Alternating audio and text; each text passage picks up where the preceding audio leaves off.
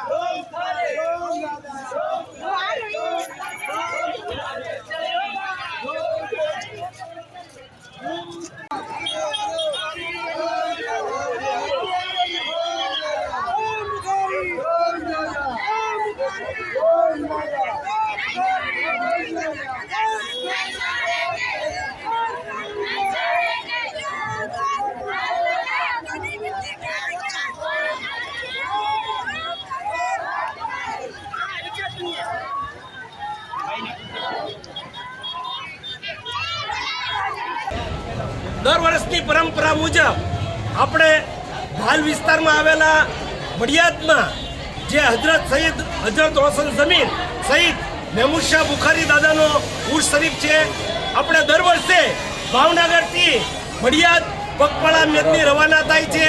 આજે અહીંયા ભાવનગરમાંથી આ પગપાળા મેદની રવાના થઈ છે.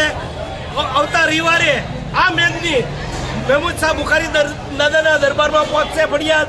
અત્ર ઉલ્લેખનીય છે અને ખરેખર ખાસ ખુશીની વાત એ છે કે હજરત રોશન જમીન મહેમૂદ શાહ બુખારી દાદાના દરબારમાં સૌથી પહેલું નિશાન દલિત સમાજનું ચડે છે, બીજું હિન્દુ ધોબી સમાજનું ચડે છે અને ત્રીજું જે ચાદર શરીફ છે તે હિન્દુ મોદી સમાજ છે તેમની ચાદર ચડાવવામાં આવે છે. અને આ નિશાન પણ આપણે નીચે દરગાહ પરથી ઉપર ગુમ્મજ ઉપર ઘા કરવામાં આવે છે. અને આ પ્રસંગે સમગ્ર ગુજરાત રાજ્યમાંથી હિન્દુ અને મુસ્લિમ બિરાદરો મોટી સંખ્યામાં ઉપસ્થિત રહે છે.